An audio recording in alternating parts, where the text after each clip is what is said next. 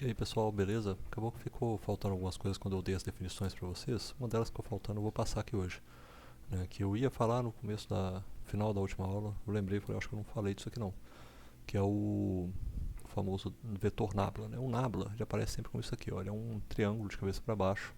Ele é um vetor, tá? Ele é um vetor mesmo, sim, ele é um vetor de diferencial. Ele é representado dessa forma aqui, ó, é um delta sobre delta x1 na direção E1 mais um delta sobre delta x2 na direção E2 mais um delta sobre delta x3 na direção E3. Então claramente ele é igual a isso aqui, ó.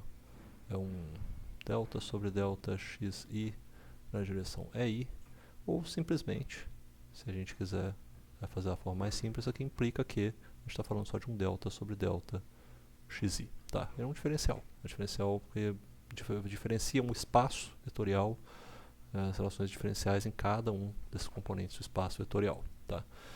Normalmente, esse delta aqui ele deveria aparecer como um vetor, mas muitas vezes a gente não coloca esse vetor. Não sei se é por questão que já se sabe que ele é um vetor, então você precisa colocar que é vetor, mas o delta sempre aparece, às vezes simplesmente a gente coloca assim, ó, o delta ele implica que você está falando de um delta vetor, tá?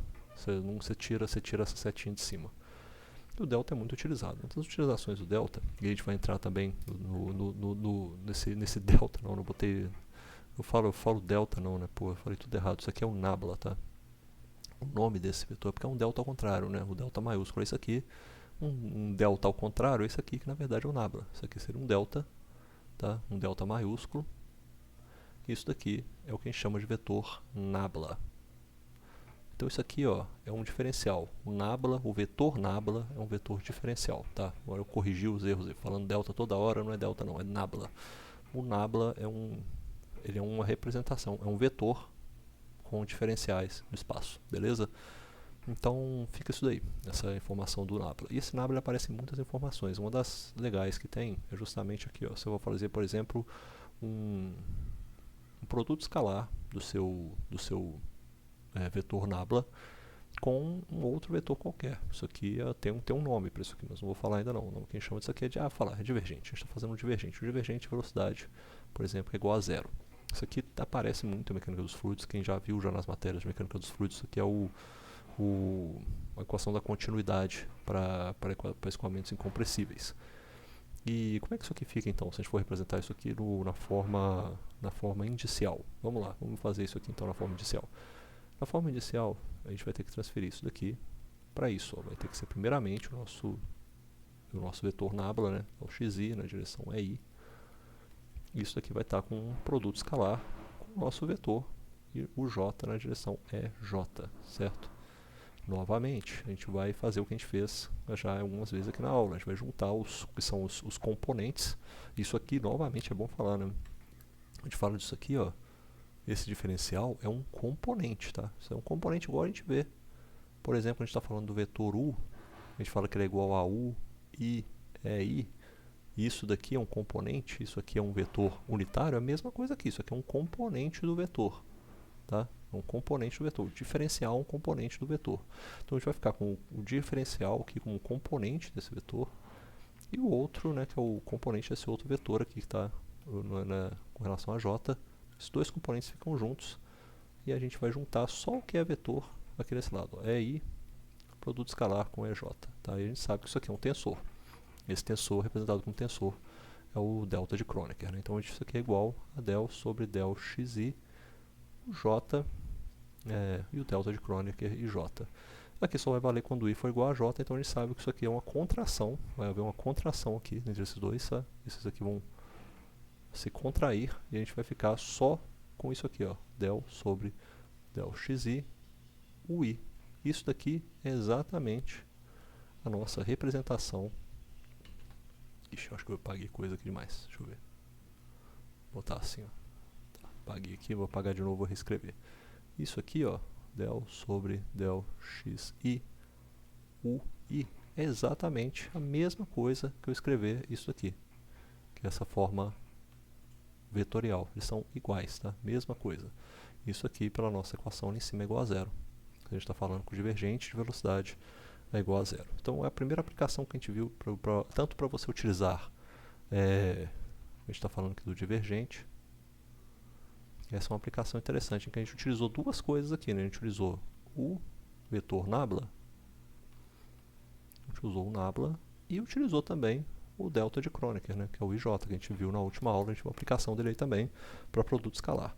Um outro uso muito comum também dessas duas coisas em mistura com outros componentes também, quando a gente tem o tal da derivada material. Tá, isso aqui, ó, derivada.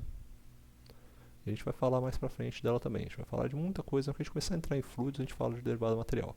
Derivada material é representada por isso aqui, ó, derivada, um Dzão gigante, né, da velocidade, por exemplo, de um campo de velocidade, ele é igual a uma derivada parcial desse campo de velocidade com relação ao tempo, mais, aí entram termos aqui, ó, a velocidade, produto escalar com o nabla, multiplicado pela velocidade de novo. Ou seja, aqui eu inverti, agora eu inverti as coisas, ó. Isso aqui é um produto escalar, o que está aqui dentro é um produto escalar invertido do que estava lá em cima, mas agora eu tenho também este termo aqui, ó, que vai sair depois, que é o UJ, que é um outro vetor de U. Como é que eu reescrevo isso aqui em notação indicial? Vamos lá, vamos começar. Esse termo aqui é fácil, né? Esse termo aqui a gente vai pegar, é simplesmente um delta de U e com relação a T. Aqui não tem que mudar nada com relação indicial, é só me preocupar com relação indicial, só eu reescrever o vetor como UI. Isso aqui mais, aí agora eu vou ter que me preocupar com notação indicial. Eu vou ter o quê? Primeiramente, eu vou ter um U de I na direção I. Eu vou ter, deixa eu ver, não vou usar o seguinte, ó. Vou usar isso aqui, ó. Vou usar o, porque vai ficar no final, se eu estou usando o I aqui, eu vou ter algo entre parênteses, né? Tem algo que vai estar entre parênteses e o final aqui vai ser o meu I também, ó. O I de I, tá? Vai ficar aqui fora. Eu vou usar isso aqui dentro agora. Eu vou ficar com o meu UJ de EJ, tá? E isso aqui vai ser e agora eu entro com o produto escalar, né, com o meu vetor nabla. Vai ser o que? De del sobre del xk de E na direção K. Isso aqui. Eu sei que isso aqui vai dar o seguinte, ó, vai dar um U de J, vou reescrever isso aqui de novo. Então dar o que? Vai dar o del UI sobre del T mais eu vou separar os componentes, o de J e o del sobre del de xk, tá? E aqui eu vou ter só aquele produto escalar que eu tenho aqui, ó, o E de J com o produto escalar com o E de K, com esses dois vetores na direção vetores unitários, né? E aqui fora fica o I é I, beleza? E agora eu vou trabalhar isso aqui, ó, meu tópico ali da outra aula, ficando já à mostra. Eu vou trabalhar isso aqui, ó, isso aqui vai virar um del UI sobre del T mais um UJ del sobre del de xk, e isso aqui vai ser o que? Um delta de Kronecker, né? De J e K. Multiplicado, agora esse termo aqui todo entre parênteses, vai ser multiplicado por um UI, I. E eu vou abrir mais uma página aqui pra gente, continuando disso. Eu sei que isso daqui, esse delta de Kronecker, junto com esses termos aqui, ele vai dar uma contração, ele vai contrair o nosso K. Então o nosso termo K vai ser contraído. Como é que ele é contraído nesse caso aí? Eu sei que esse termo só vai valer quando J for igual a K. Então eu poderia usar, continuar com o K, né? Mas eu vou usar o J, porque daí eu continuo usando esse termo que está aqui fora também, ó, que é um termo importante, né? Então eu vou continuar usando ele, eu só vou contrair o K, né, nesse caso, porque o K está aqui, o K está aqui, ele se contrai, vai virar um termo que é só um diferencial com relação a J. Então essa minha fórmula aqui no final, a meu diferencial, minha derivada material de U é igual desse vetor U, né? Minha derivada material desse vetor U, eu tenho que escrever aqui bem claramente, ó. O I, ele é igual à derivada parcial de UI mais U de J del sobre del x J. Eu fico com esse termo aqui no final, que é o U. Opa, até sobrou aqui coisa, né? Que é o U de I. Aí, tá vendo? Fica dessa forma. Aqui eu já estou simplificando, né? Falando que esse U de I é de I, ele implica que a gente tem um U de I apenas. Ou seja, só sobrou este termo aqui no final. Ó, viram como é que ficou? esse termo que está aqui dentro, dos parênteses, eu tive essa contração com relação ao delta, virou U de J e a derivada parcial com relação a xj, que está aqui, ó, derivada parcial com relação a xj e U de J. E isso vai multiplicar pelo termo que estava aqui fora, que é o U de I. Ou seja, no final, eu só tenho nessa equação aqui um índice, que é o índice livre. O I é o meu índice livre, tá vendo? Opa, cadê? É só o I é igual ao índice livre. E eu fico com essa fórmula aqui, se eu fizer fazer, por exemplo, para um dos termos, ó, para o termo 1, por exemplo. Isso aqui vai ficar como? Um del de U1 sobre del T, mais o U1 del U1 sobre del X1.